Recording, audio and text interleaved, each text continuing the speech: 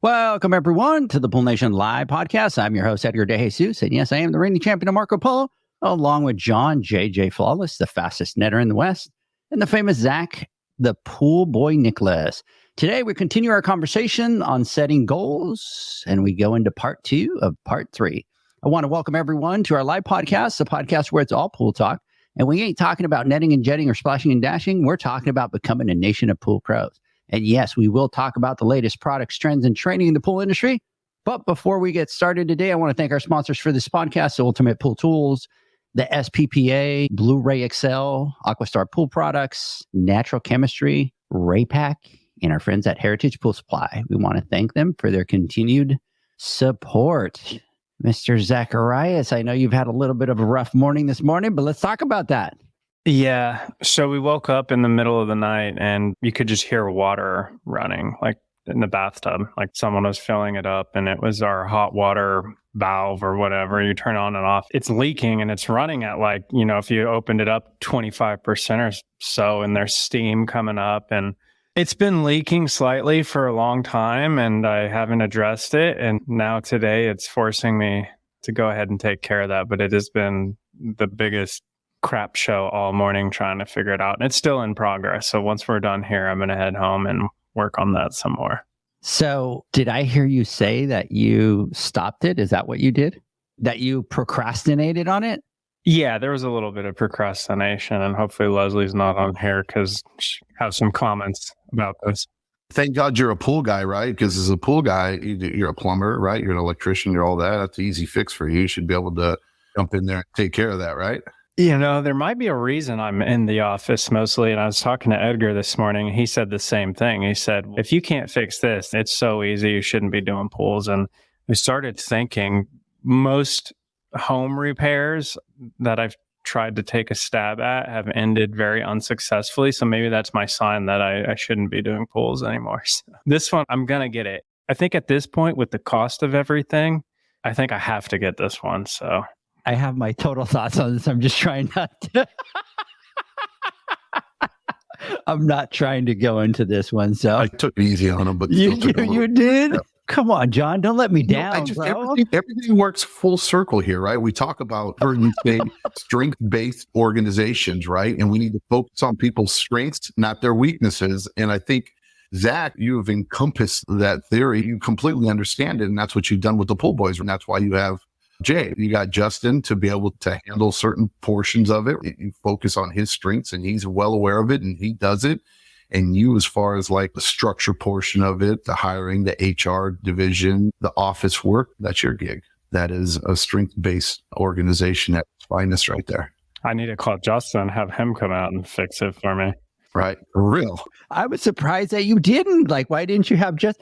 Because here's the thing. Zach called me and he was a little bit stressed about it. And I'm like, bro, that's such an easy fix. That one I get is easy. John, I'm assuming, John, you've replaced those valves, right? They're a piece of cake. I haven't replaced one. You haven't had to replace I have. I'm sure if it went bad, I'd be able to, I'd figure it out and be able to replace it. I'm pretty John, I am not kidding you. I swear, it's just like a push-pull valve. It's the exact same. So what happens is you have a push-pull valve, the O-ring gets stuck, right? And then when you go to pull it out, what happens? It's really hard, right? Like you have to finally it comes out. Well, those valves, you take off the handle, and then all it is the valve, and the valve has an O-ring. So the O-ring goes bad. So to pull it out, sometimes it's pinched. Yeah. And so the water's leaking, and it's a bear to pull out. But it is true. It feels sometimes like you're going to rip that thing through the wall, right? Because the pipe has a flex to it. But once you get it out and you obviously grab the other one and put the lube, it slides right on in. Boop, you put the cover, you put the handle back on, and you're good to go. So I had to tease Zach. I'm like, bro, if you can't fix this, you need to get out of the pool business. Because are we going to place bets on whether I get this done or not, or I end up? You're going to get back home and Leslie's going to have fixed it already. Well, that's the thing. She's like, it's easy. I'll just do this and this. I'm like, I don't know anything about this. She gets back and boom, they're all fixed. So, Mr. Flawless, good morning. How you doing? I'm doing well. I'm a little tired today. Man, it's like on a roller coaster. I don't know what the hell's wrong with me. And I'm literally just chalking it up to old age, because as far as how I feel physically, it is a roller coaster. I don't know what it is, but I'll have to figure that out. But mentally, I'm doing good. Life is good. Business is great. Pools have been flawless, pun intended. It's been an absolute dream being a pool guy the last month for sure. And I've been talking about it every single week, but I'm like a kid in a candy store. And I'm like, dude, this is what it's all about right here. And it feels good to actually have all your pools pretty much on cruise control. And that's where we're at right now. And we're loving it. All of us, we're all loving it. And we're getting a lot of work done, tons of repairs done, buku tile blasts done. It's been nonstop pumps, heaters, automation, salt systems, trouble. And I love that kind of stuff. So that makes me happy. Maybe that's why I'm tired, because there's a lot of that going. I don't know. Something is keeping me from having the same energy level that I've had before, but I refuse to get old. I can't wrap my head around me being old. You desensitize yourself with 47 cappuccinos from that new machine every day. That might be it. I don't know. 5-hour energy. What? Yeah. You bring up a great point, brother, because I have cut down on five. I don't even drink 5-hour energies anymore. Nice. I don't, but I still drink C4s, or I'll drink Monsters, or I'll drink G Fuel, or I'll drink pre-workout like 2 or 3 times a day. And I'm not working out, right? You know what I mean? You know, and then I got the cappuccinos and the Americanos and the lattes that I've been drinking. But I think that's what's changed. I think maybe I'm having like a crash now, or something's going on, where before, who knows? I'll figure it out. Hey, want to give a big shout out here to everybody that's joining us live. By the way, let me backtrack a little bit. Let me come back here. Mr. Benny Romero, big shout out to you. By the way, we're expecting pictures of that install that you were doing with the 3 pumps and the tiny little rooms. Come on, let's get to it. We need some of those pictures. We need closure, is what Zach and I were saying. It was like, he posts a picture of the empty space and then he doesn't bring closure into our lives and we can't sleep. So there you go. Hey, John, Mr. Bill Kent, big shout out to you. He's saying, get used to the idea. You haven't seen anything yet. Bill Kent at 81. So big shout out to you, Bill. If I make it to 81, I will feel very accomplished. Hey, Bill, I will tell you what, I will be surprised if John makes it to 81. Yeah, there's not a man in my family on my father's side that has made it past 60 years old. You guys only have me for a little bit of time. Oh, man. Here's the good thing, John, is I'm already past that 50. So I think if we go, we'll go around the same time, which will be good. We're good. So anyways, a big, huge shout out here. Leaf is on here. Pickup. He goes, the pickup I needed while serving my pools during this chilly morning. Big shout out to you out there. Did Leslie tell you to fix that before it exploded? Zach, confess. What? Oh, yeah. Oh, yeah. It's been like a year. It's been like a year? Yeah. It was like a drip at first, right? You know what? And then it stopped for a while. So I figured we were good. Yeah. Typical guy, right? It stopped. So we're good, right? Like the engine light went back off. So we're good. We're good. I'm getting some smoke detector vibes from you. That's absolutely awesome. So big shout out to you out there, Lee. Jason is saying, thankfully, it was not a water heater. Absolutely. Ed Conde, what's going on? Big shout out to you out there. Keep in mind that Delta and others do warranty the cartridge free for life. So was it a Delta or not? It doesn't look like a Delta. I don't know. It doesn't. No, it doesn't look like a Delta. Okay, so that's enough. It's Southwest. American Airlines. Yeah. Zach,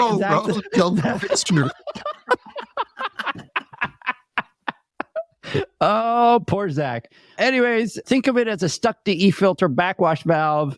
Jason is saying large pliers sideways against a 4x4 to pry out. Best of luck. Ooh, that's a good one. Leslie's in here now. Leslie, shame on him for waiting a year is what John was saying. He should have known better.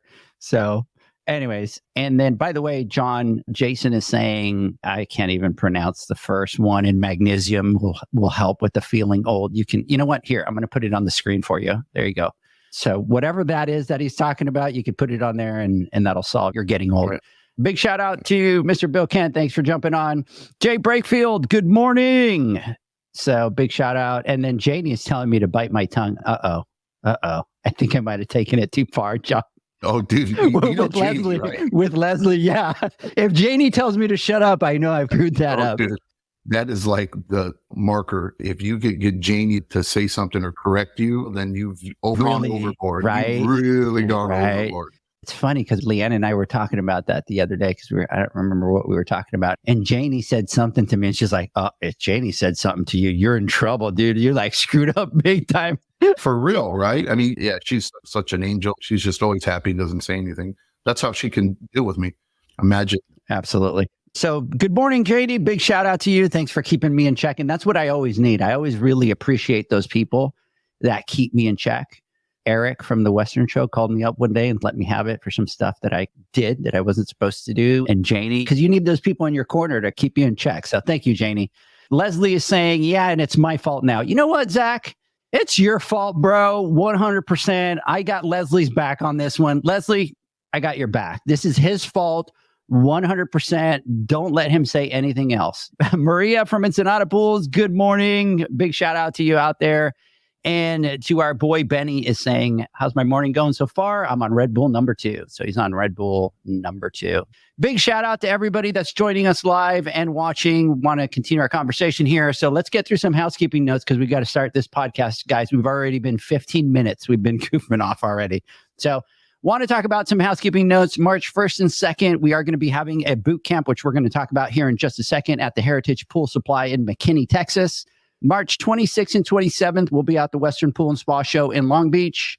May 17th, we are going to be having a specialized heater boot camp 201 at Raypack headquarters in Oxnard, California. And then November 15th, 16th, and 17th, we're going to be doing an expo out there to do our 3-day boot camp, right? So we're going to be doing the business, we're going to be doing the hands-on, we're going to be doing all those other things out there. Big shout out to Bill out here. Bill is heading out to the airport. Thank you so much, Bill. Thanks for your support out there. Thanks for everything that you guys do with your company and with Every Child is a Swimmer. We're big, huge fans. So big shout out to you. Have a good trip out there. And then we're going to be doing a financial business class that's going to be coming soon. And then we have a PCTI class that's John's going to be doing here pretty soon. We're going to talk about that. So before we jump in and start talking about, John didn't know. Is that what you're doing, John? You're like, I didn't know about that. No, I know we've been talking about it, guy, for 2 years. And now I finally put it. I said, that's one of our goals. I should have bit my tongue. Guys, I do want to talk a little bit about the boot camp that we're doing at Heritage. This is cool. Yeah. So we're going to do something. Let me backtrack. We've been working on the Pool Nation boot camps for a little while, and we have a big picture of what we want that to look like and what that is going to be at the end, right? And so this is perfect for us because we're setting goals, we're setting the strategy of what we're going to do. And so one of the things that we started doing with the boot camps is we started doing some trainings, and some of those trainings were online. And then the other thing that we did is we brought the water chemistry, the industry classes into it, and the hands-on. And so one of the things that we've been talking all along is about the business aspect of it, right? Kind of what we talk about all the time, one of our biggest focus. And so at this boot camp, we are now going to officially bring in that part of the business boot camp. So when we go do the boot camp at Heritage, we are going to have a business side to the boot camp, and then we're going to have kind of what we call the pool tech side of the boot camp. So we are going to be having almost 2 boot camps in one. So for those business owners that come, so an example, Zach comes, he can take all the business classes. If he brings some of his pool techs, he could put the pool techs to go take the industry classes, but they'll all be able to do the hands-on classes. Zach, John, and I have been talking about this for a while, and we've been working on the curriculum, trying to figure out what are the core classes that we're going to start with, and how are we going to be able to break those down and put them into series 101, 201s. And so after going back and forth for, I don't know, probably like the last 6 months, trying to figure out what those classes were going to be, we finalized that. So we want to talk about that a little bit. And the first class that we're going to do is navigating success and lessons and insights learned in pool service entrepreneurship. Did I say that right? Is it entrepreneurship or entrepreneurship? What is it? Well, they're both You're correct. getting better at that. I remember the first time you said entrepreneur, however you pronounced it, you found the way to butcher entrepreneur. I called it entrepreneur, right? Yeah, that's what you used to say. Entrepreneur. Entrepreneur. Yeah. Yeah. So anyways, the first class that we want to do is, and we're going to have Eugene from Prestige come out and teach this class, and really building your business. Let's repeat it again. To go from 0 pools to 1,000 pools. What are some of the things? What are some of the roadblocks? What are some of the key foundational things that you need to have in your business to be able to create that successful business. And so I'm really excited about that class because it's really the foundation, right, that we'll start with regards to the business side of it. And not only that, once we get through the other classes and you start, I mean, you briefly did it first, but what I'm really excited about is when we first started, we had business has always been our thing, right? There's more to being successful. You can be the greatest technician in the world. You can be a badass pool cleaner, right? And you can be a complete chemistry whiz and know everything about everything. But that unfortunately isn't enough to run a successful business. It is a key portion of it, or for most, it's what can take you from good to great, but it won't impact the numbers. You have to understand business, period. Financials and P&Ls and expenses and how to manage money and how to manage people and that kind of stuff. So we did our business financial course, which I think was a good beginning to opening up everybody's eyes to saying, hey, look, as a small business owner, there's a lot more that's involved in order for you to be successful. And here's some of the foundation that you need to understand so that you can start building a great company. But what we're getting into at this boot camp is next level. And it's more, and this is what I really enjoy and geek out. The stuff about the financials, all that stuff can be looked up online. All that stuff is you learn in school, right? This really isn't very difficult to understand numbers, right? And this is what something costs. This is what I buy it. This is what I sell it for. This is how much I make after I sell it. Here's taxes. Here's expenses. Here's labor cost, whatever it may be. It's really simple, right? It's just a formula you follow and you have to stick to it. And then you go from there. This stuff is more of the psychological and more of the emotional aspect of business ownership. And this is the really tough part. This is human interaction and understanding how people work and how to hire people, how to fire people, how to motivate people to do well for you, because money is a strong motivator, but it is not the most important for a lot of people. You can pay somebody a ton of money to do something, but if they don't feel happy or they're not content or they don't feel wanted or they don't feel good or don't feel appreciated or respected at their job, that money or that paycheck is only going to last so long before something gives, right? So I'm super stoked about this boot camp and what we're going to be teaching. And if there is anyone where I can really put my hand down and say, hey, look, this is a must be at, don't miss this. If you're truly serious about growing your business or developing the best team possible for your pool service company. Yeah, absolutely.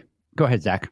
And I'm right there with you. And there are a lot of people, or I wouldn't even say a lot of people, there are people out there that this stuff is just natural to them. They are able to relate with people. They are able to be great leaders and do these things. But for a lot of people, this is the unnatural things, but the very important things that you need to lead a successful company. And like John said, like people are the most important thing in growing a successful company. And if you can get some tools and some tips and some things that you can take back and implement and start working on being able to better relate, better engage, better lead, this stuff is very important. And it's stuff that once you learn it and it starts to, as Edgar says, you flex that muscle, you start utilizing these things, becomes more natural. And this is a lot of the fun things. Like this is the relationship building and getting the buy-in from your team on whatever it is that you're trying to accomplish. So I'm right there with John. And I think that if you can attend this and you're trying to become a better leader, I think this will be a great opportunity. Yes, absolutely. Some of the other classes that we're going to be doing, I guess I should have read all the classes that we're going to do and we can talk about those. But obviously the navigating success lessons and insights in pool service entrepreneurship, recruitment 101, understanding the hiring process. And we're going to do that at a 101 level, right? In Dallas, when we come back in November, we're going to do a 201 series on hiring.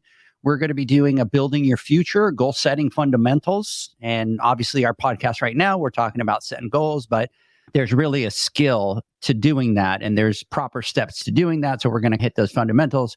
And one that I'm super, super excited about is really the influence and persuasion. And this is going to be, believe it or not, a 4-hour course that we're going to be doing.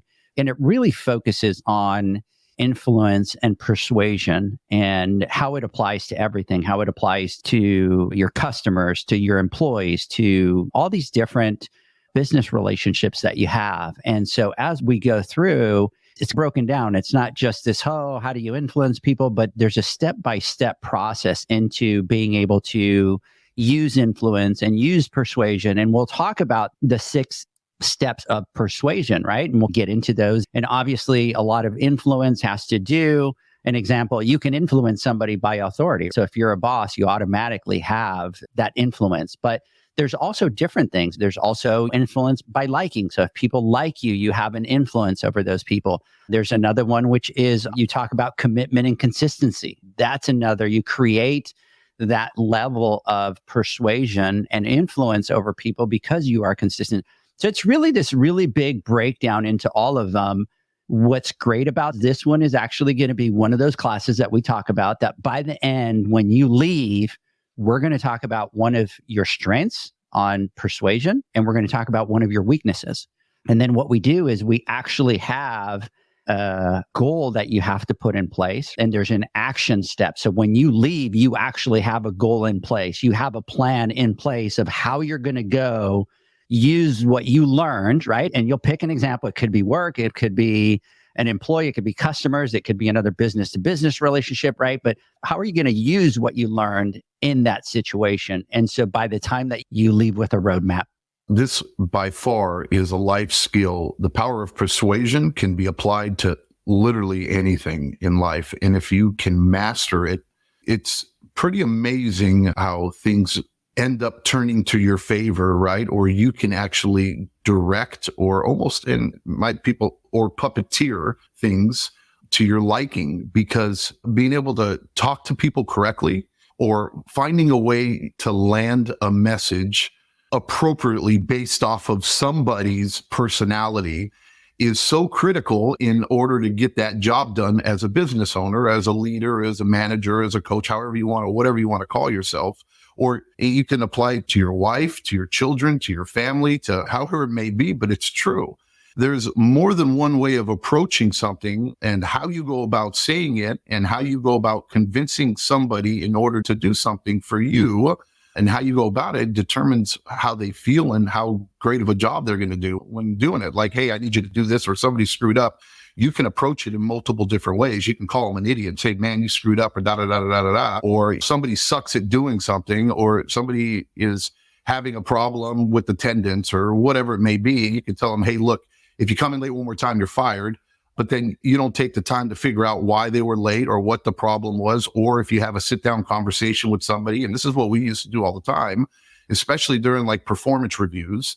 And we would sit and we would turn the tables and say, hey, look, what do you think your weaknesses are? What do you think your strengths are? If you were in my position, what would you do? What do you think a fair consequence would be if you didn't da-da-da-da-da? And let them come up with the idea and stuff like that.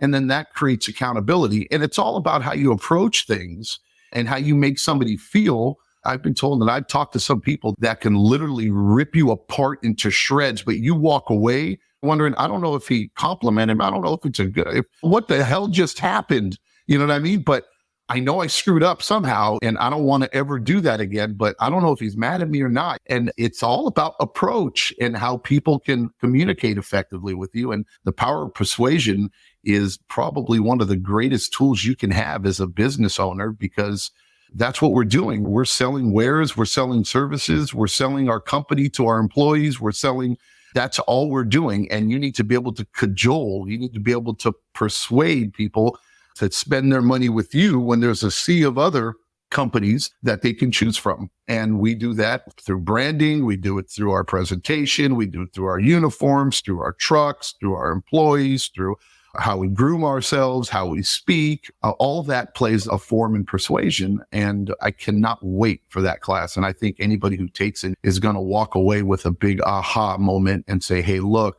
I'm going to learn to be a better boss or a better manager, and I'm going to be able to persuade better so that I can be more successful. And it's nothing wrong with that. It's not lying. Persuasion isn't lying to people. I don't want people to think, oh, you were going to try to trick people into doing things. No. Nope. Persuasion is just help people. It's a skill set. It is a skill set. It's a skill set. You have to know how to use it, what the value of it is and how you're going to put it into play into, and like you're saying, into employees and business and relationship. So excited about those. So again, those classes are going to be navigating success, lessons and insights in pool service entrepreneurship.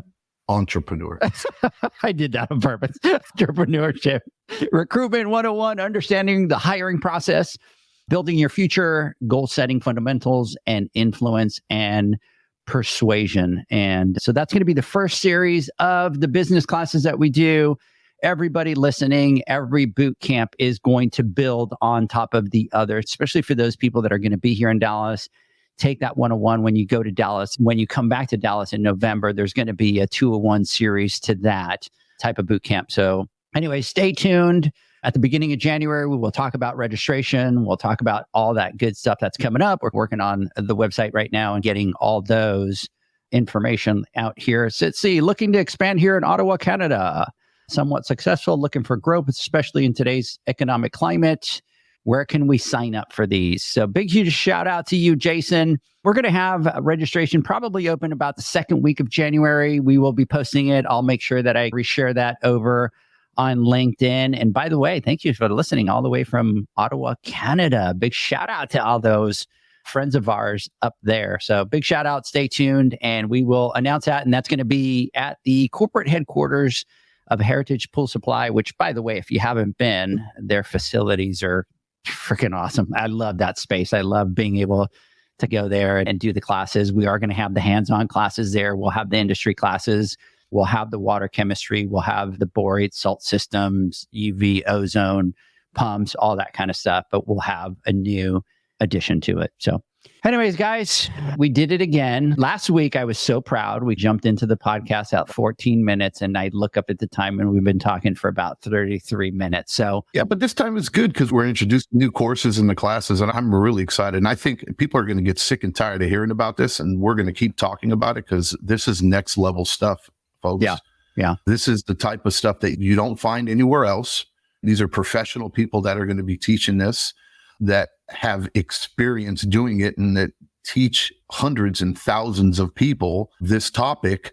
And it's like the unkept, or it's like the unknown thing. It's not something you can just find anywhere. And it's almost, to be honest, it's a privilege to be able to be a part of something like this and to learn this type of skill, because it's not taught very often and very frequently.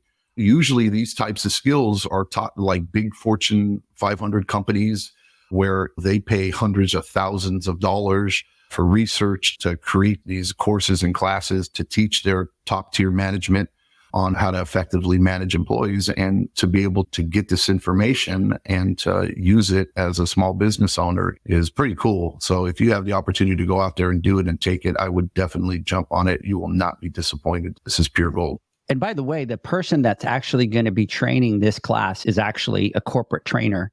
And she does training for... This is her life. Yeah. Right? And she's just absolutely amazing. And we're super thrilled to be able to have her come and do some of these trainings for us that we've been wanting to put out there, that big level type of education. Anyways, guys, let's do this. Our conversation, quick questions. Are these classes for business owners, or could a manager or lead benefit from those classes? So, Christopher, this is really what we want to do, is anything from a manager up to an owner. So these are skill sets. And when we do the trainings, that's our goal. Our goal is to really be able to, if a business owner comes and they have a manager, these would be classes that they would be able to take as well. So to answer your question, yes, these are good classes for managers that would benefit from that. I got to say, I disagree on that, Edgar. And I would literally say that this is for anybody really that wants to improve their life. True. So forget about whether you're a manager or not. We're talking about human interaction. And it doesn't matter if you manage or own a business, you have to deal with people in life, and kids and children and your spouse and friends. Unless you are a hermit and you are in your room and you don't get out and talk to anybody, then you're probably not listening to this podcast, or you're not in the pool industry. But if you interact with people or human beings, then this is definitely a class that will help better you, so that you're better prepared to deal with society, or how to work things in your favor, and how to not manipulate, but how you can persuade people. Zach, you and I need to take it so that we can persuade John to shut up sometimes and not talk so much. Huh? We need to influence him somehow so that when we go, hey, can we go to eat at this restaurant? We have to be able to persuade him because you know how he is with his food. He's like, no, not going there. Here's where we're going. So we have to be able to persuade him. 47 minutes of Google searching and reading reviews and calling them. I am bad at that. But we always eat good. We always eat good. No, we always eat good. I'm just saying, but it's funny. I'll sit there in the car and I'll find like what I think is good stuff. And John's reaction is funny because he doesn't want to tell me it's crap, right? But he won't respond. He won't say, oh, yeah. He'll just be like, oh, so what about this one I found? So he's just like, only, but you know what? Because of your consistency and everything being so good, you have an influence over us because you always pick really good stuff. So he's the authority. Yeah. Hey, big, huge shout out over here. Jason Curry, big shout out. Christopher Parra, shout out to you. Our guys from West Hicks. God, I'm messing that up. I'm calling him by name, but the team from Off the Deep End Pool Service, they're all having some lunch and listening to the podcast. So big shout out to everybody out there. We're excited that you guys are joining us. So, gentlemen, I think what we should do is we should take a quick break. And then when we come back, we should jump into the podcast. So last week, we talked about setting goals. We talked about some of the reasons that you should be setting goals. So you can go back to last week's podcast, listen to those reasons. When we come back, what we're going to do is we're going to jump right away into the different areas of your business where you can actually set goals. And we'll give some of the examples of what you should be setting for your business. So let's take a word from our sponsors, Zach, John, everybody. We'll be right back. The Hyper Pole from Ultimate Pool Tools is a pool care pole designed by pool professionals for pool professionals, featuring precision-crafted carbon fiber and stainless steel construction. Go to ultimatepooltools.com or Instagram at Ultimate Pool Tools. Pool pros have specific needs when it comes to general liability insurance. The SPPA program has you covered. With 3 tailored and customizable general liability options, SPPA makes it easy for pool pros to feel secure. Find out more and get covered at thesppa.com.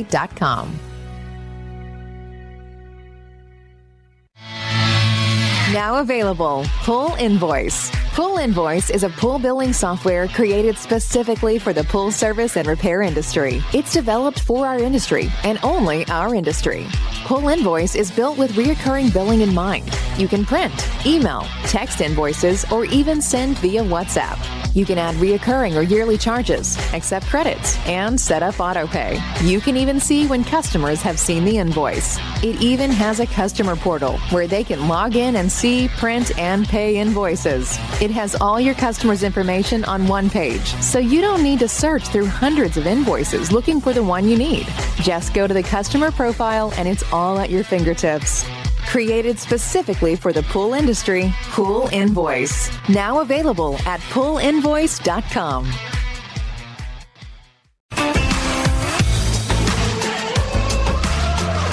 Blu-ray XL is the power of minerals working for you. Reduce your overall chemical costs and labor up to 50% guaranteed. Whether you have 20 accounts or 20,000, Blu-ray XL's direct pricing and free shipping to the pool trade have you covered. Improving pool professionals' profit and work-life balance is what they do. Blu-ray XL, the real mineral purifier. Visit them at BluRayXL.com. Blu-ray all day. Aquastar's new pipeline cartridge filters, available in 2 sizes, deliver top-notch hydraulic efficiency along with best-in-class filtration performance, approaching that of DE filters. Uniquely designed, open pleat spacing means 100% of the media square footage is usable. And these claims are backed by NSF test results. Designed with the pro's time and comfort in mind, the patented double-locking system improves safety and ease of access, making filter cleaners faster than ever before. Available now. Ask your supplier for pipeline filters today. Natural Chemistry, a leader in specialty water care solutions for over 30 years, is proud to provide products that make pool service easier than ever before. Its unique enzyme formulations in Pro Series Pro Blend improve efficiency of your pool program while reducing frequency of filter cleaning and scum lines. Natural Chemistry is also well known for its wide variety of phosphate removal solutions that include a non-clouding formula in Phos-Free and extremely high-range removal with Pro Series Phos Remove or Phos-Free Max. Save time, save money, save work with Pro Series products. Stop sacrificing durability or efficiency with the help of Raypak's new Avia HD models that utilize NITEC, their exclusive industry-first technology. NITEC heat exchanger technology is Raypak's latest solution to superior strength and maximum efficiency when it comes to residential pool heating. With 900% more nickel compared to copper nickel in critical surfaces, NITEC creates an ideal surface to protect against scale formation and erosion without compromising on Avia's 84% thermal efficiency. Learn more at raypak.com/NITEC. Welcome back, everybody, to the Pool Nation Live Podcast. There's Mr. JJ coming back. He's just messing with us today. So we are talking about setting goals, part 2. So we talked about some of the things at the boot camp that we're actually going to be doing at the Heritage Pool Supply headquarters out here March 1st and March 2nd. Just to do a quick recap, we're going to be having some business classes there on top of the boot camp with all the industry classes, with all the hands-on classes that we're going to be doing. And so we're going to be doing navigating success, lessons and insights in pool service entrepreneurship, recruitment 101, understanding the hiring process, building your future, goal-setting fundamentals, and influence and persuasion. So stay tuned. We'll have that registration out probably mid-January. Gentlemen, I think it's time to jump into our podcast and continue our conversation with regards to goals. But before we do that, I want to give a couple shout outs to some people that have jumped on. So Michael is back after today. I'm all caught up for the week. It's been a long one. Yes, it has. Joseph and Rebecca Moore. Big shout out to both of you out there. Where are you guys located? And our boy Todd from Todd Pool Service. Big shout out to you, brother. I need to talk to Todd. He was moving out to Arizona. I don't know if he made that move or not. So anyways, so big shout out to all you guys out there listening live. So now let's jump into what are some of the goals. Last week, we talked about the importance of setting goals for your business strategy-wise. So let's talk about what are some of the goals or the areas where you can set some goals for your business, right? We talk about strategy. We talk about setting those goals. And John, I think I'm going to throw the first one over to you and let you start us off with the first one. Yeah. So the first one that we have is revenue growth, right? And the reason why we picked that as the first one is it's pretty much the primary goal for every business is to grow revenue. Companies might set specific targets for revenue increases, either through expanding current markets, entering new markets, or launching new products and services. And I want to stress when we talk about revenue growth and pump the brakes a little bit and maybe change direction. When most people think of revenue growth, it's the first thing that comes to mind when you ask 9 out of 10 guys or gals is, okay, more accounts.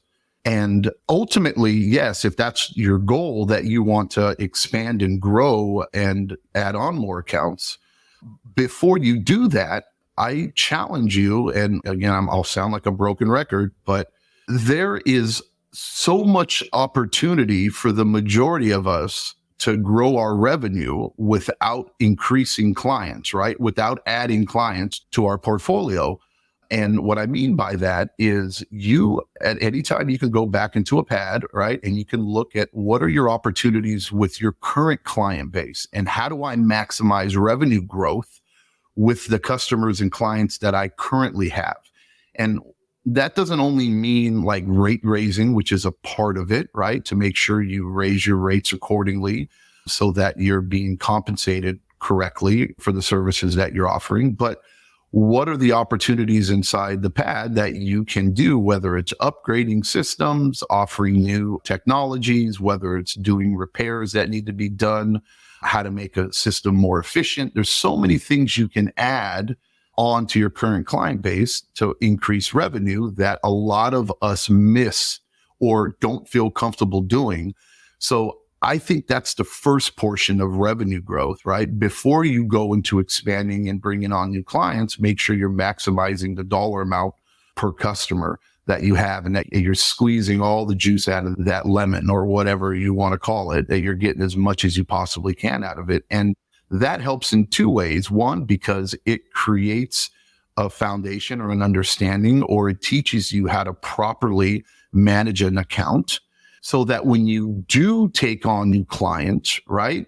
Now, instead of having to go back and fix 200 pools and get them all in line, now you've already had that 100 pools that you currently have, or 50 pools, and you went back and now you figured out a way to maximize and to get rid of the dead weight, to do, remember, the top three, bottom three accounts that we've talked about, stuff like that, and maximize every dollar you can from them. So then now you're armed with an SOP, or you're armed with a process that when you take on new clients, that you now everything you've learned from them that you apply currently, and then now you apply it to them. So you're continuing to grow in the right direction.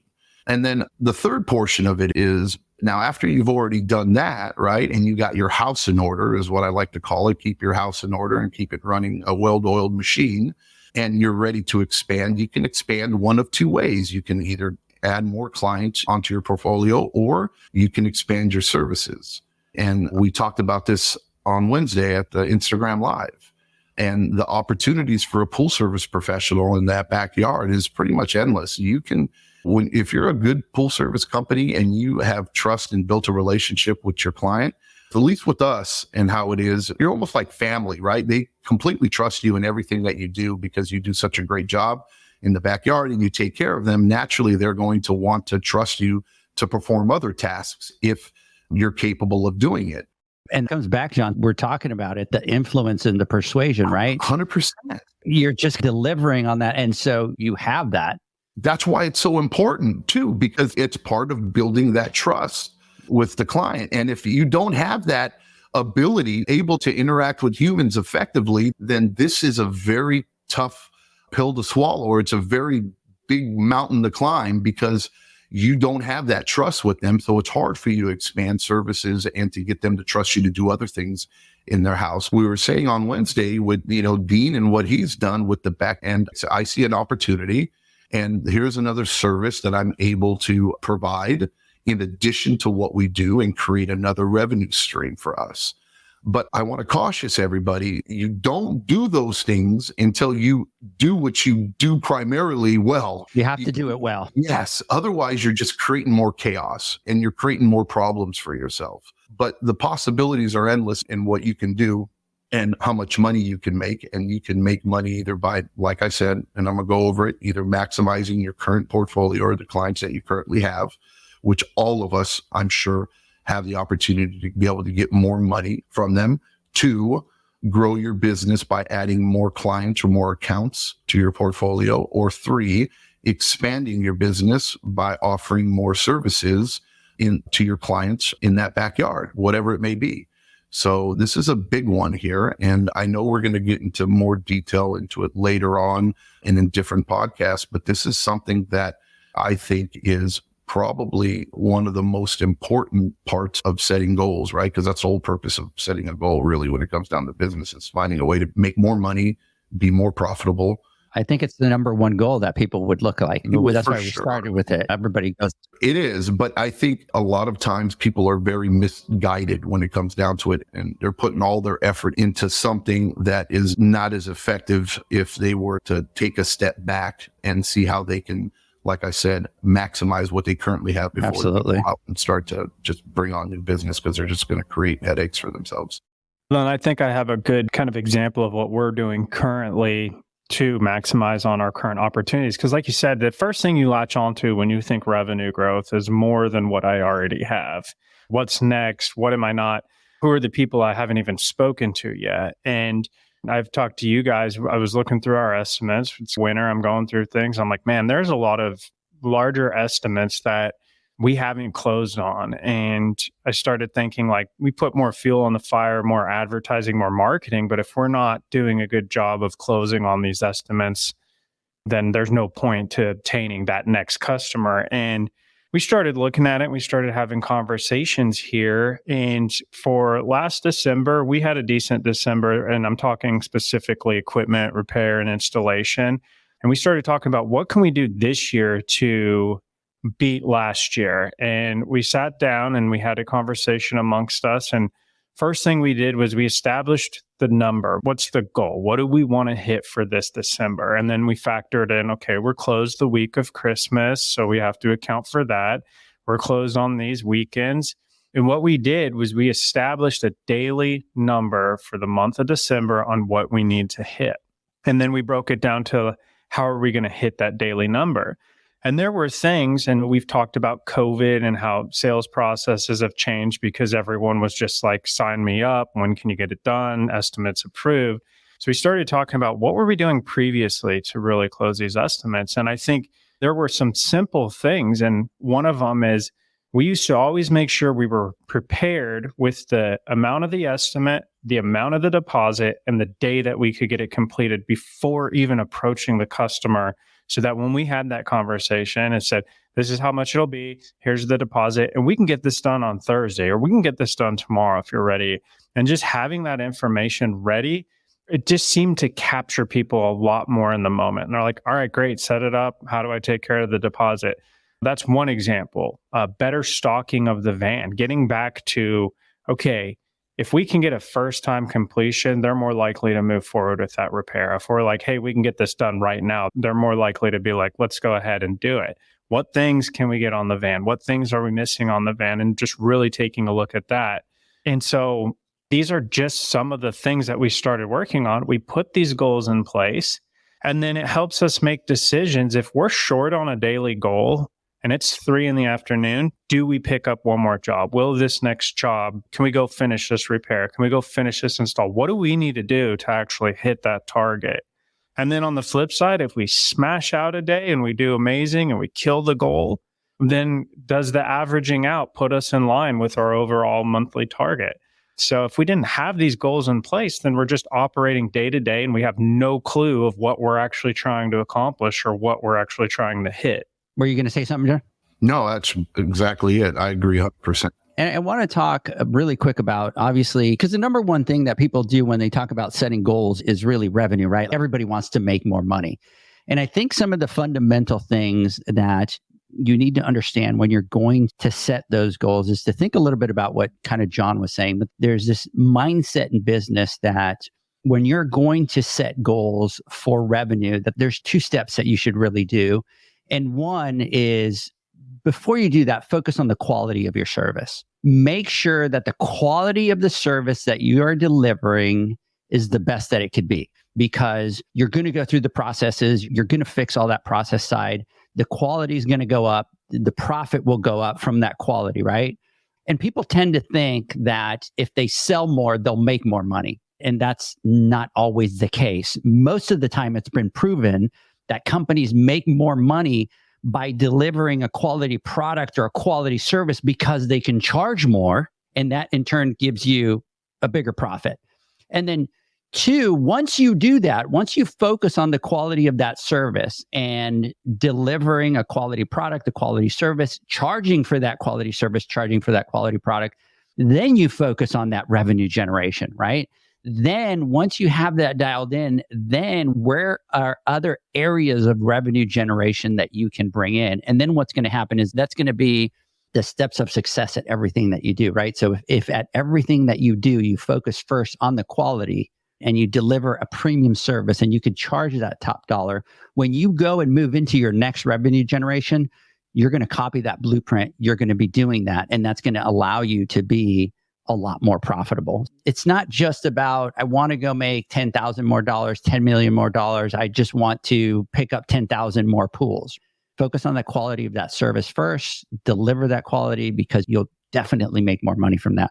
So the next one we have is cost reduction, and it goes hand in hand. We talk about increasing margins, and one way to do that is increasing revenue and setting goals around that, and then decreasing our costs and setting goals around that. And I've talked about this tons of times and how important it is to do what I call an expense audit. And I've talked about different ways that I do these things, but that's super important to really go through that and have an understanding that. And once you have a clear understanding of what your expenses are and how much you're spending in all the different areas of your business, you can start to work on finding areas where your costs can be reduced. And if you're just operating day to day and your goal is to grow revenues, you might be spending a lot more than necessary to try to chase that revenue when you could be trimming costs on the back end. And like Edgar was saying, it's important that you aren't reducing costs that are going to compromise your quality of service, because that quality of service is what you're able to charge more for. And this is where you start to come up with ideas and ways to streamline your operations, improve your services, tighten your routes, negotiate better deals, or whatever it may be. But if you don't understand what your costs are, then you can't put these goals in place to try to reduce them.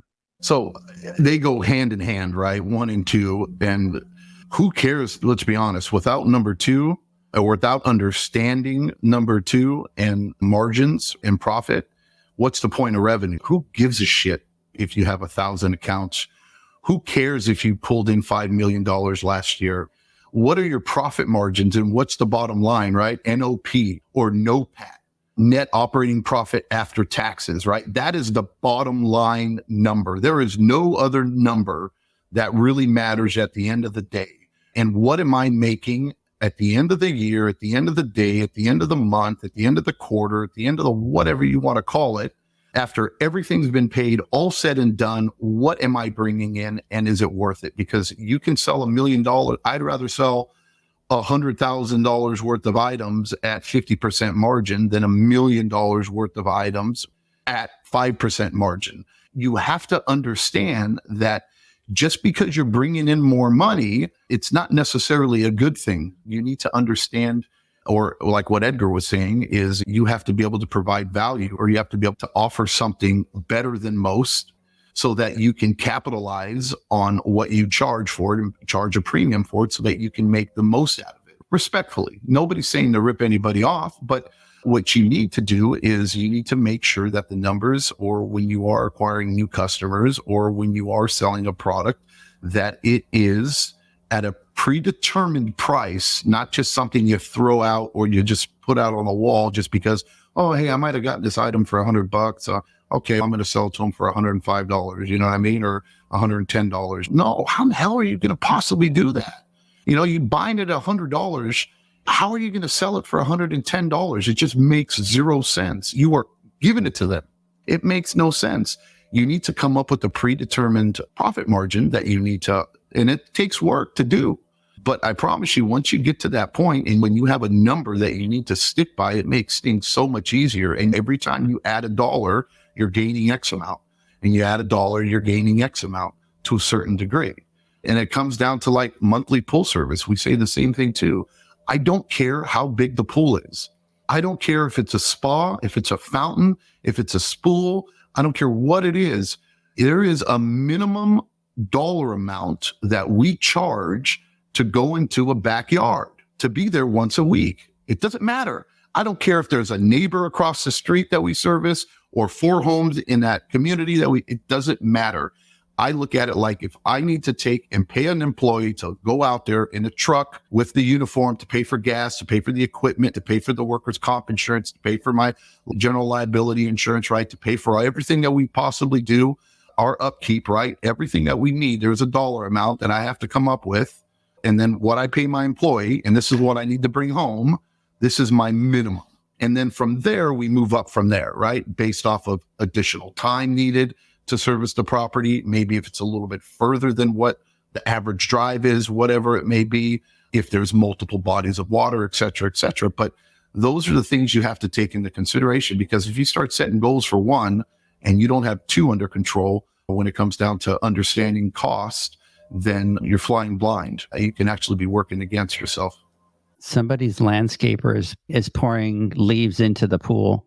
I think John's landscaper is going into your pool. So when you go back out there, you're going to be like, oh, my pools are great. And you get to your home pool and it's like full of leaves and dirt at the bottom. Well, they were supposed to be here Wednesday. But again, here it is. They just decide to show up whenever they want to show up. What's that didgeridoo? It sounds like some dude on a mountain. I was tripping out over here trying to figure out what was going on. So, yeah. And I think one of the things, so for example, when you talk about cost reduction is important, right? It's something that you have to do in your business. When we were in hotels, we were required by department to go back and look at our cost of everything once a year. It was an exercise that we did around that budget time that we were working on things. It was going back, looking at your cost, going back to the vendors, trying to find out if there was a better price out there from another company, and doing that once a year. Because how many times have you not gone out there? And this has happened to me, even just with your car insurance, right? You have your car insurance and it goes up and it goes up and it goes up. And all of a sudden you go back and you shop it and you're like, what the heck? Like all of a sudden there's just so many other offerings that are cheaper, but we don't. We get into that mode, that mindset that it's there. We don't go back and we don't check it. So it's really important to really look at cost reduction once a year. But I think it's very important, like Zach said, don't be cheap to where it's going to affect that quality of service. Because if you are doing a quality, high level service and all of a sudden you're dropping that, that's going to have an impact that will go into the next one that we want to talk about. And the next one that we want to talk about is obviously customer satisfaction and customer retention. And setting goals here is a little bit more tricky, because in order to achieve this, you have a little bit of homework that you need to do. Because in our industry, it's like, how do we know what the customer satisfaction is?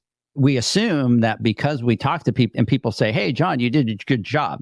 Zach, you did a good job. Whatever it is, that's good customer service. But in reality, it's not. And so the first thing that you have to do is you have to get the customer data. And in order to do that, there's only one way to do that. And that is you have to put together, whether it's a little survey or a little questionnaire, and you have to go out there and you have to ask your customers.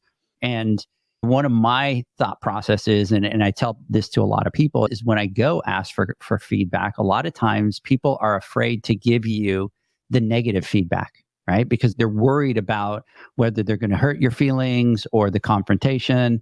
So one of the things that I always tell people is, don't worry about telling me about what I do good. Tell me what I need to fix. Right. And I try to open up that door so that they feel comfortable of, hey, they'll always tell you what you did well. Right. But it gives them the opportunity to be like, now that you're asking for the feedback, here's what I think you should do different. And then it creates that conversation.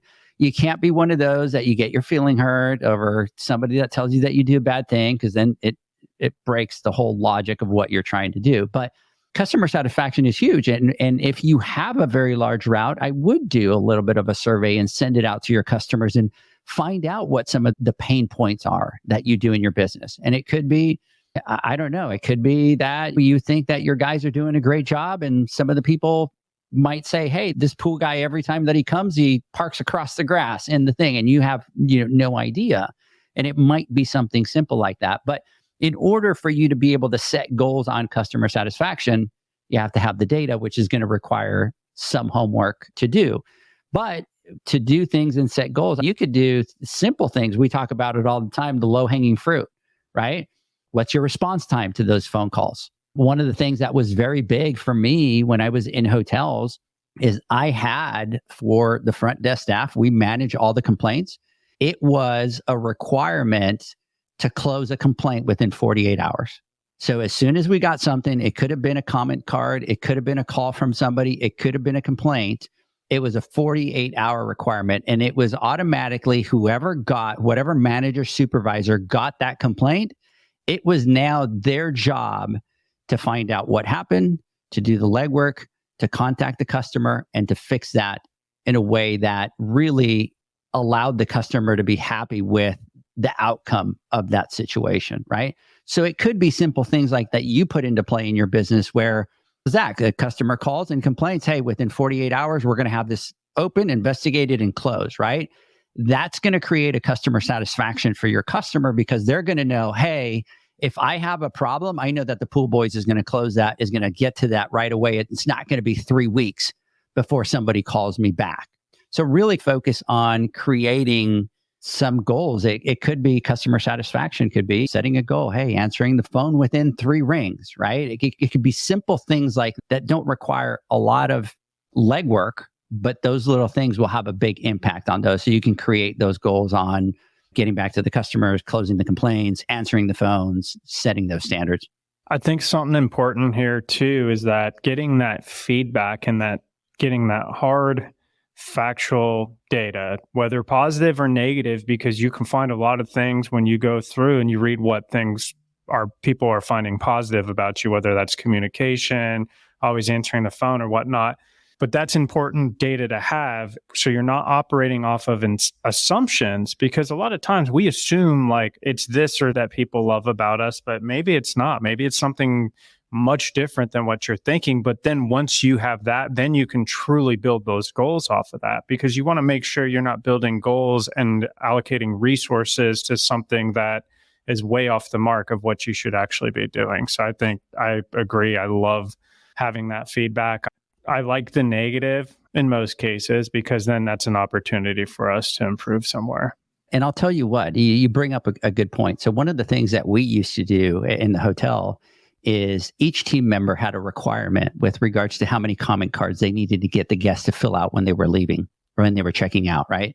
Because we never used to get any. And it was like, you know what, let's set a goal. We need to get, man, we have so many checkouts to have a 500 room hotel, and we're not getting the feedback from these customers. So what we did is we did this little plan where if based on the number of comment cards that they got, they would get a little extra bonus. So guess what they did every time they were going to check out the customer, and they would open the comment card, put a pen there and say, Mr. Flawless, while I check you out, do you have a couple minutes to be able to fill out this comment card?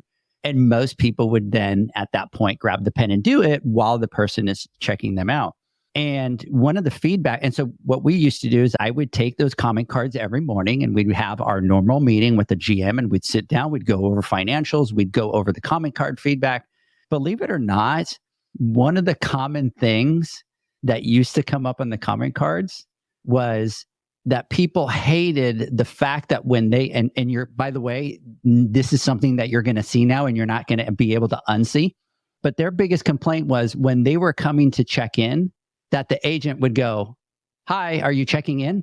And people would be like, well, what do you think I'm here for? But people thought that was something that was almost like insulting, like almost like you're trying, but in reality, you're not trying. You're not going, hi, how are you? How may I help you? Or how it was always like, hi, are you? And it was robotic. Hi, are you checking in?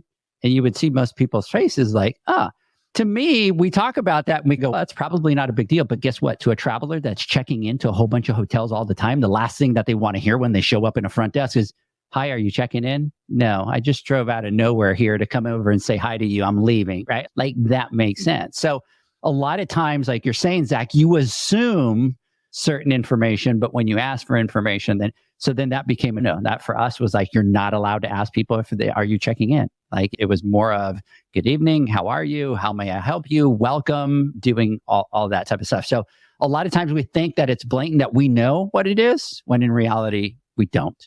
100%. I'm one of those guys that get irritated from that. I don't like it. Of course, that's what I'm here for. Right. It drives me crazy. Really? Why am I wasting? I got to waste my breath answering a stupid question right now. So no, I get that. But yeah, it'd be simple. Hey, how can I help you today? What can I do? Yeah. How are you? Great. Yes, exactly. Yeah. But again, that's the power of persuasion and these types of things, right? It's understanding people and just their psychology. And like what you talked about, it's funny, if you set a goal and you wanted to, like those comment cards, and that's so perfect. You set a goal, you attach something to it, and it's amazing how you see people turn around and go, oh, okay, I can make this work. And this is how I can get them to do more of it. You know what I mean? Without being bossy or whatever, but I can, if this is what I need to do, and this is the goal, I need to focus on it. Yeah, I'm going to get as many comment cards as I want, because I want to get that prize at the end of the.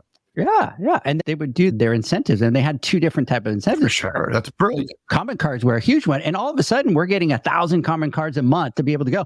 And here's the funny thing. Here's how everything plays into everything. When I took over as director of front office, we had a cluster of hotels that we would all be scored around the same things, right? Within that comment card, we would be scored, and Hilton as a company scored us. And so we were at the bottom of the leaderboard out of our cluster of hotels. And this one has a big significance for me because I was trying to get promoted, and one of the GMs that was at one of our other properties thought that I was too young and I really didn't have the skill set to be the director of front office. And he was at a corporate level and didn't want me to get promoted because he just thought, here's a young guy. He's a good worker, but there's nothing to this guy. He's not the smartest. He's just not very smart is what his thing was. And So anyway, so he left. He became GM. He became competitor in our set. And so here's what happened, guys.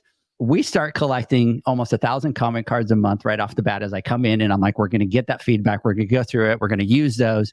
And then all of a sudden, what we did is very simple. We set goals based on that feedback.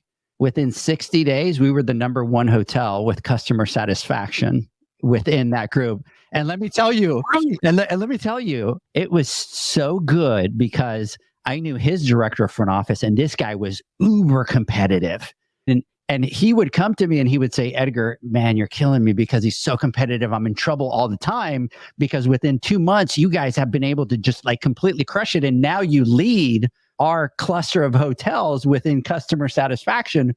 What are you doing? And it was like, dude, here's the recipe. You get the comment cards, you set goals off of those comment cards on how to fix those things. And then next thing, you're leading the pack.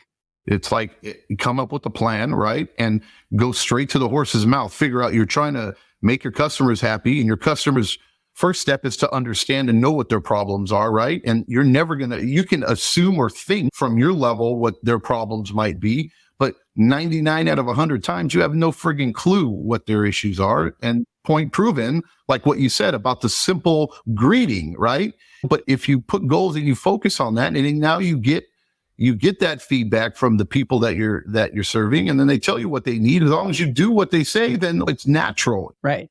The customer satisfaction is there. Let me tell you another example that we did that we never even thought about. And this is when we started changing things. A big complaint was people that would say that our pillows were crap. And it wasn't that our pillows were crap. It was that we wouldn't offer down feather pillows. Everybody has a different preference in a pillow, right? John's preference is different than mine. My daughters like to sleep with those really thin pillows. They drive me completely crazy. I can't stand those freaking pillows.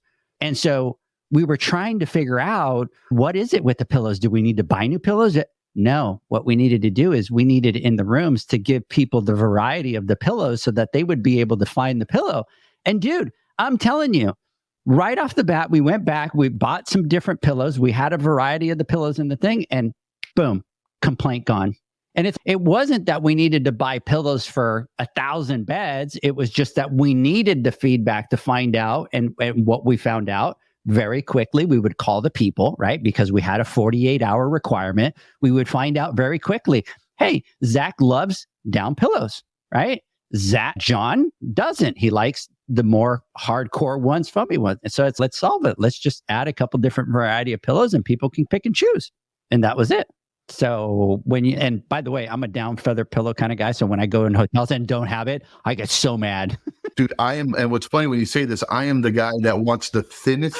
You're sick. It's you the are thinnest, a sick but man. a down pillow that is flat and thin. I don't like the big puffy ones. You're the problem with people at hotels, for God's sake. Zach, what kind of pillow do you like?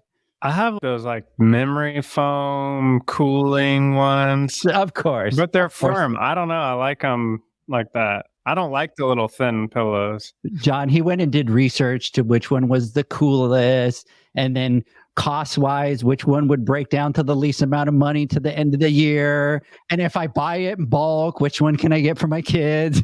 No, not this time. This time it was the mattress guy increased his revenue by increasing his average ticket sale on me. Don't talk to mattresses about this, John.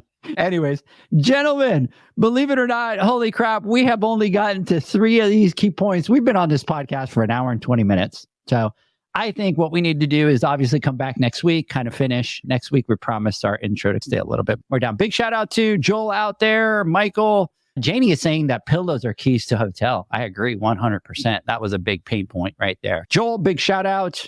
And then, by the way, Michael says, I agree with John. He likes the thin pillows. Maybe I'm the weird guy, John.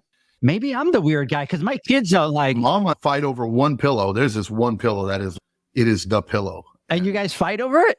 She just happens to sneak it away and keep it away from me so I don't see it. Somehow I sleep with it and then it's gone. You know what I mean? And I'm like, No. I'm the type that I have my pillow. Nobody can touch my pillow. It's mine. So no sneaking. So anyways, so guys, let's do this. Let's take our final word from our sponsors. When we come back, we will get your final thoughts. Welcome back, everybody, to the Pool Nation live podcast. If you see the face that I made, I was dumb enough to do a run and turn, and my knee just snapped, and boy, does that hurt. Oh, that was bad. Anyways, gentlemen, I forget that I had this knee surgery over here, and it's like, ugh. Anyways, Mr. Zacharias, let's get some final thoughts. I think we talked about some important things today, and I was even writing notes throughout it because my mind just doesn't stop. So as you guys are talking about these things, and even as I'm talking about these things, it gets me really thinking about what can we put in place here? Something like the comment card. Is there something more proactive that we could be doing to get this feedback? Or can we put a time frame like on the complaints that you would get and make sure that we have goals in place to have quicker turnaround if a customer has a complaint or concern? So I hope everyone tuning in was able to get a nugget out of this, or at least get the wheels turning on some of these things. And other than that, I have to now go face the faucet, and hopefully I don't end up making this a much bigger problem. You're in the doghouse for the weekend. What are you talking about? Good Lord.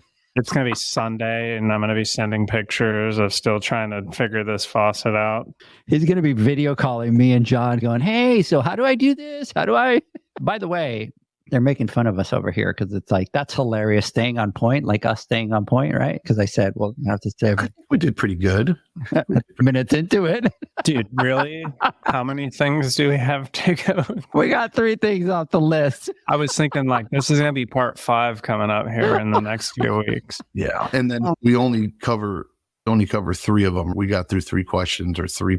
But they were good ones. They were really good ones. Yeah. And needed, and to be honest, I think we could have actually talked a lot more. And as far as like revenue and cost and satisfaction, I was like, there's so much more I can add to that and talk about right now. But I think you guys would kill me if I kept talking, because Zach needs to fix a faucet. So John, final thoughts. No, look, this is awesome. Again, this is my bread and butter, right? This is what I love to do and talk about. And I enjoy it. I love bantering back and forth with you guys as well. And I like how over the years where I remember the first days of us doing our podcast, right? And how it was. And at me, it was like, dude, I'm chill in that if I'm comfortable about a topic, I feel good talking about it. If I don't, then I won't talk about it, or I'll research to try to understand it and gain experience in it. And then I'll speak on it, because the last thing I want to do is say something that's wrong or misguide somebody or look like an idiot. And that's just my personality.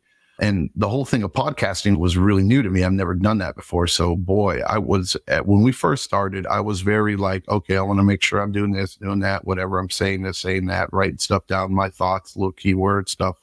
And just looking back, it just, to me, I enjoy it. I hope our maybe this is where we need to do comment cards to our listeners, right? And to our customers out there, and say, hey, look, this is fun because it's really comfortable that we're getting into the lives and minds of us 3 and how things, I think it humanizes us, and it adds like a separate type of, I don't know, piece to it that is missing when it's all just strictly business, right? When you're just only talking about this or that or whatever, you lose that connection, that human connection or that friendship that I feel. Even talking to you guys, obviously we're great friends, but each and every one of our listeners and all the people that listen to us and talk to us, I think of them all as friends. And I love to get to know them and what they do. It'll make them tick in their lives and stuff like that, because that helps build a relationship between us. And it just makes it more comfortable talking, because I am, believe it or not, an introvert. And I don't really, this is not my thing. But for the people that I do know and do like to talk to, and I do consider my friends, I have no problem yapping. If they ask me a question, right, I'll give them my opinion, and like, boy, I can keep talking and talking. But if I don't know you, I won't talk. So maybe we'll do a comment card, Edgar, to all our peeps and see if this is what they like, or if they want us to just get straight to business. But I enjoyed this. I think that there's a lot of great information in this. I'm looking forward to the next podcast that we're going to be doing. This is going to be 2 of 434 to get through in order to get through all the topics, but it'll be well worth it. Zach, look at that comment right there. Look at the screen. Look at the screen. DM me if you need help with that process. I'm going to have a group phone call and chat going. And by the way, John, I just want you to know that I've been corrected by Janie twice today. Twice. You're screwing up, bro. The first time she corrected you wasn't I don't think for the Leslie. I think it was because you said that you agreed that we're both going to be gone by the time we're around 60 years old or something like that. And I think so she doesn't care about Zach. She just cared about us. I think she's, I'm going to live way past 81. And she said, bite your tongue. And So Janie, are you mad at me now because of that? Don't be mad at me. Don't be mad at me. And then now I was playing, they have a little holiday font and I put the little holiday font on the screen and she goes, hey, that looks really cool, but you need reading glasses for it. It's a change it back, Edgar. Look, I'm going to say it again. She said, I love Janie, right? To death, right? Be nice. Don't get in the doghouse. No, I'm going to say Don't get in the doghouse. Because look, this is one thing about me, right? I might be getting old, but boy, dude, physically, and I have my hearing, my eyesight, stuff like that, I'm on point. I can tell, and I look at Janie and I just have this big old grin on me and I smile. And it's funny because obviously I don't wear glasses and I look at it and when she's reading papers now, right? You know what I mean? She's like, I don't know if you can see the thing, but I'm like, oh, poor baby. Well, why would you bring that up? Like, why would you bring that up on the podcast? Like, it was a great episode. It's ready. And you feel, look, because you're the same way too. I'm sure you, when you're looking at stuff and you're going back and forth and I'm like, oh my God. But look, I got my glasses on because I don't have a choice. If she has glasses on too, but her glasses are to see far away. Yeah. You know, she has to look at readers and stuff. So she's going like that. And I'm like, oh, I can just picture us old, you know what I mean? Sitting there and she's looking down. Like this. Yeah, exactly. Yeah. Looking at her recliner, trying to read the paper or do something like that. With the flashlight on for the menu. That was not me. That was John. So Lindsay, shout out to you out there. Lindsay says that she does the same thing. So shout out to you, Lindsay, out there. Great info. Really appreciate you guys being on. Mr. Zach, John, believe it or not, I got 10 minutes to go get Jaden. So we're going to have to. I got to go drink. So anyways, hey, everybody, thank you for joining us today. Stay tuned. Come and join me and John next Wednesday on our Instagram Live and have a great one. We'll see you on the other side. Bye, guys. See ya.